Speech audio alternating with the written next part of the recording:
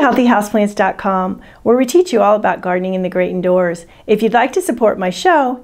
for more houseplants, check out my Patreon below. Today we have a plant care video for Persian Shield, botanically known as Strobilanthes dyerianus.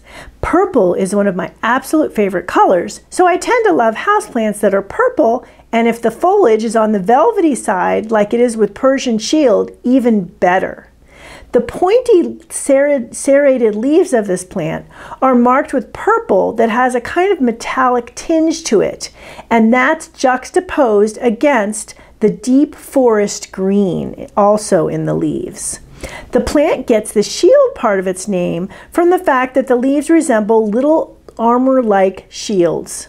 The plant is not Persian, however, but instead from Myanmar, formerly known as Burma. Persian Shield is often grown outdoors in temperate climates year-round and as an annual in colder climates outdoors. Like Coleus and other similar plants, Persian Shield makes a great houseplant as well, and it adds a really nice interest to the indoors, especially since it's a little bit more of a less common houseplant.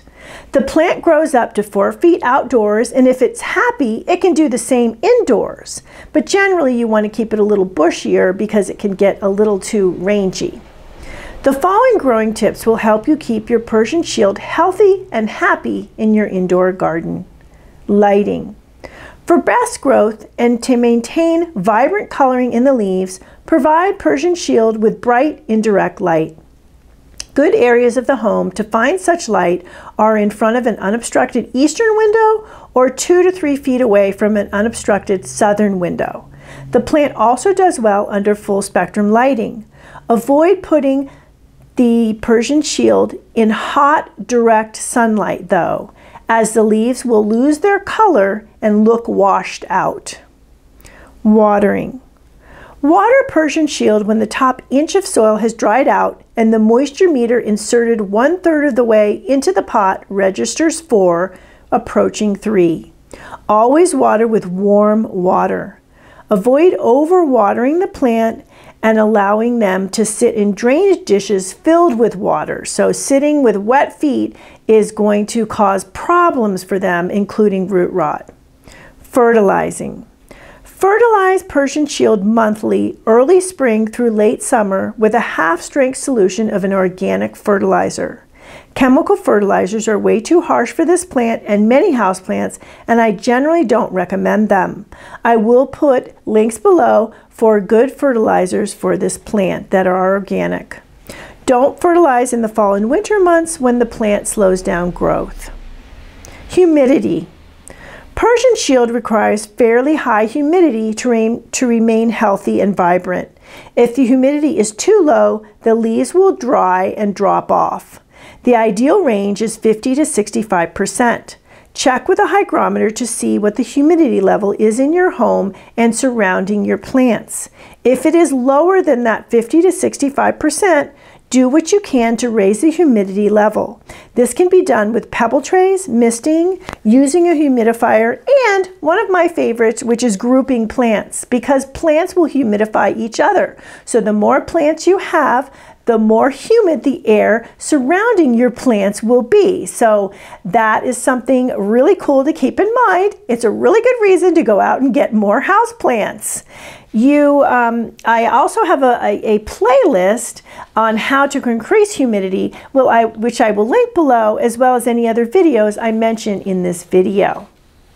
When misting this plant, be sure to use filtered water or reverse osmosis water, as tap water generally has chlorine, and the chlorine, when sprayed on the leaves, can cause spotting, which you don't want. Temperature. Persian Shield does not respond well to cold temperatures. If it gets too cold, it will drop leaves and look very unhappy. Try to keep the plant in 65 to 85 degrees within that range, and that's Fahrenheit. Keep the plants also away from cold drafts, as it won't be happy with that either. Repotting. Persian Shield should be repotted when it has surpassed my rule of thumb of 2/3 plant on top to 1/3 pot below. So the combination of 2/3 plant to 1/3 pot. This plant can also withstand being root bound. So you can even go to 3/4 plant and 1/4 pot on the bottom.